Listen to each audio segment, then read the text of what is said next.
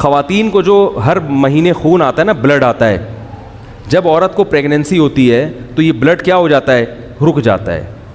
میں نے خود ایک ڈاکٹر سے براہ راست سنا ہے کہ اس جو بلیڈنگ ہوتی ہے نا عورت کو ہر مہینے، اس میں عورت کی انرجی زیادہ سرو ہوتی ہے، پریگننسی میں اتنی زیادہ سرو، بولو بھائی، نہیں. اب ڈاکٹر یہ تو بتاتے ہیں کہ جب عورت کو حمل ٹھہر گیا تو اس کو یہ بھی چاہیے، تو اس کو کیونکہ وہ بھائی ذہنی بچے کی تعمیر میں اس کو پروٹین چاہیے، اس کو آئرن چاہیے، تو یہ نہیں بتاتے کہ اگر وہ بچہ اس کے حمل نہیں ٹھہرے گا تو یہ انرجی ساری کیا ہو جائے گی؟ حیض کا خون بن کے ضائع ہو جائے گی، اور اس میں زیادہ ضائع ہوتی ہے. نہیں آ رہی بات سمجھ؟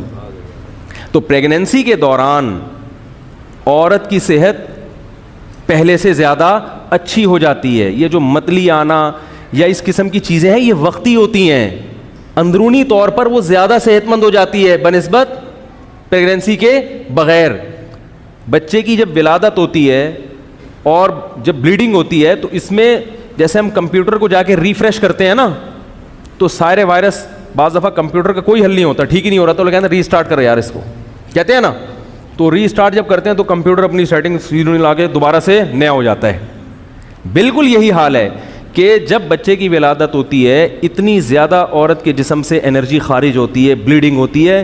جب وہ نفاس کا خون بند ہوتا ہے، جب عورت دوبارہ پھر بچے کو فیڈ بھی کراتی ہیں، جو کھا رہی ہیں وہ فیڈ بن کے نکل رہا ہے، اس سے جب دوبارہ کھانا شروع کرتی ہے نا تو پورا خون نیا ہو جاتا ہے. نہیں آ رہی بات میرا خیال ہے؟ یہ ایسے ہے کہ جیسے وہ عورت اب وہ نہیں رہی ہے، اب دوسری بالکل وہ چینج ہو گئی ہے وہ. یہ بھی میں ڈاکٹروں کی تحقیق بتا رہا ہوں، یہ مشاہدے پر مبنی حقیقت ہے. شادی شدہ لوگوں سے پوچھ لو جا کے کہ ولادت کے بعد جب دوبارہ عورت کی صحت بحال ہوتی ہے نا، ولادت میں وقتی طور پر کمزوری ہوتی ہے.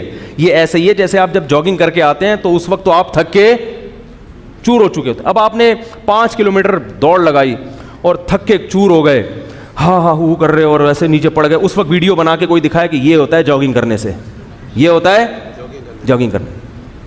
یہ بالکل ایسے ہی جیسے 12واں بچہ پیدا ہو رہا ہے اور بول فلم والوں نے ویڈیو بنا کے ڈال دی، یہ ہوتا ہے حال. ارے یہ تو ہوتا ہے لیکن یہ تھوڑے دن کے لیے ہوتا ہے، اس کے بعد یہ پہلے سے زیادہ نسوانی حسن بھی پیدا ہوگا، اس میں دوبارہ جوان ہو جائے گی، بشرطے کہ خوراک کیا ہو. لہذا جو کمبخت بے شرم لوگ اپنی بیوی کو کھلانے میں وہ کرتے ہیں نا کنجوسی، ان کو اولاد پیدا کرنے کا کوئی حق میں سمجھتا ہوں نہیں ہے. یہ واقعی ٹھیک ہے، کھلانا پڑے گا آپ کو اور اللہ دے گا آپ کو، کیونکہ اللہ نے رزق کا وعدہ کیا. اگر کوئی مرد بیوی کو نہیں کھلا رہا ان حالت میں تو وہ کنجوس ہے. سمجھ میں آ رہی ہے بات؟ کھلانا پڑے گا، آپ کے باپ کو بھی کھلانا پڑے گا ٹھیک ہے. تو وہ زیادہ اچھی ہو جاتی. تبھی آپ دیکھیں کہ ہماری دادیاں، میری دادی کی 13 سال میں شادی ہوئی تھی، 80 سال کے بعد انہوں نے یہ کہنا چھوڑ دیا تھا کہ میں 81 کی ہوئی ہوں. بس وہ 80 مانتی تھیں، 80 سے زیادہ ان کو 80 سے زیادہ نہیں. حالانکہ مجھے پتا تھا کہ 10 سال ہو گئے دادی آپ کو، ہم 80 کی ہیں. نہ اس زمانے میں کوئی ہاسپٹل تھے، نہ اس زمانے میں کوئی آئرن کے کیپسول دریافت ہوئے تھے، نہ کیلشیم کی گولیاں دریافت ہوئی تھیں. گڑ پیتی تھی ہماری دادی، بتاتی تھی. ہم بہت مالدار تھیں ہماری دادی. ہم لوگ ددیال ننیال ہندوستان میں بہت زیادہ اللہ نے ان کو مال و دولت سے نوازا تھا، تو کھاتی تھیں. اور یہ نہیں کہ کوئی آرٹیفیشل چیزیں، وہ بتاتی ہم گنے کے جوس جب رس نکلتا تھا نا چینی بننے کے لیے تو گنے کے ڈونگے لے کے کیا کرتے تھے، جوس کے پی جاتے تھے. 80 سال کی عمر میں، 90 سال کی عمر میں ان کا انتقال ہوا ہے. اور وہ بھی اگر تھوڑا سا صحت کا خیال کر لیتی تو 90 سال میں بھی ان کا جانے کا پروگرام الحمدللہ نہیں تھا، کیونکہ وہ ان کو بلڈ پریشر ہو گیا تھا تو کیئر ہی نہیں کرتی تھیں. سب پھوڑ رہی ہیں، نمک بھی کھا رہی ہیں، اور پھر وہ برین ہیمریج ہو گیا اور انتقال ہو گیا. تو جتنے بھی تھے، نانی ہماری ایسے ہی، ان کو اللہ نے بہت اولاد دی، وہ بھی 90 سال تک اور سب کچھ کھاتی تھیں. ابھی میں مل کر آیا ہوں، ہماری نانی کی ایک رشتے میں بہن لگتی ہیں، وہ نانی ہوئی ہماری، لاہور مل کر آیا ہوں میں ان سے. ان کی عمر بھی ماشاءاللہ 85-90 تک پہنچ چکی ہے اور دھڑا دھڑ بچے ہیں ان کے. اللہ نے خوب اولاد سے نوازا، لیکن ماشاءاللہ زندگی. میں گیا تو پراٹھا کھا رہی ہیں. میں نے ان سے کہا کہ پراٹھا آج کل جوانوں کے ہضم نہیں ہو رہا، اب ان کے جو بیٹے تھے نا مجھے کہنے لگے یار ان کو سمجھاؤ اب پراٹھا تو نہ کھائیں یار اس عمر میں. تو انہوں نے کہا بیٹا بچپن سے عادت پڑی ہوئی ہے, پراٹھے کے بغیر مزہ نہیں ہے.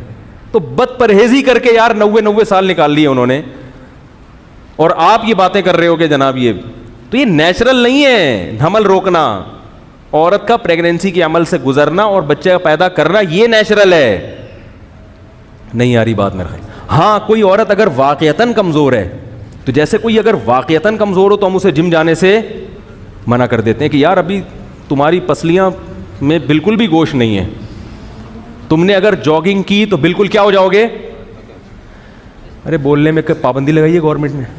بھائی بعض کیس ایسے آتے ہیں میرے سامنے, اب ہمارے جامعہ میں ایک طالب علم ہے, غیبت اس لیے نہیں کہ آپ لوگ جانتے نہیں, وہ ایسا باریک ہے بالکل باریک نا, مجھے کہہ رہا تھا میں صبح صبح جاگنگ کروں گا. میں نے کہا آپ جس جاگنگ کی نا تو صرف کرتا اور شلوار رہ جائے گا.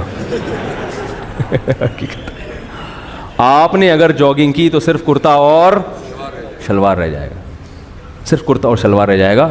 آپ جاگنگ نہ کرو, کیونکہ وہ انرجی یوٹیلائز ہوگی, پھر کھاؤ گے لگے گا, لیکن ایسے نہیں لگتا کہ ادھر کھایا ادھر گوشت پیدا ہو گیا. وہ لگنے میں کہیں انا للہ ہی نہ ہو جائے.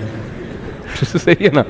تو کچھ یوٹیلائز ہونے کے لیے بھی تو کچھ فیٹ ہونا چاہیے نا. ڈاکٹر کہتے ہیں جاگنگ وہ کرے جس میں پہلے سے تھوڑی سی چربی ہو, وہ گھلے گی تو پھر آپ کھاؤ گے تو ریکوری ہوگی. وہ گھلنے کے لیے چربی نہیں ہے تو ڈائریکٹ, اور ماس بھی نہیں ہے تو پھر گھلے گا کیا, پھر تو مر جائے گا بھائی تو. وہ ہمارے ایک دوست تھے بہاری, باتوں میں ماشاءاللہ بڑے تیز ہوتے ہیں, یہاں بھی بیٹھے ہیں معذرت کے ساتھ. وہ بھی ایسے ہی باریک تھے نا, گوشت نہیں تھا. تو ایک دن بائک سے نیچے گرے اور کئی چوٹیں لگی ان کو. تو میں نے ان سے کہا یار اتنا گرے نہیں جتنے چوٹیں لگیں. کہہ رہے ہیں اصل میں لوگ گرتے ہیں تو پہلے چربی پہ چوٹ لگتی ہے, پھر اندر سے گوشت تک پہنچتی ہے, پھر ہڈی پر آتی ہے. کہہ رہے ہیں ہمارے پاس یہ آپشن ہے ہی نہیں.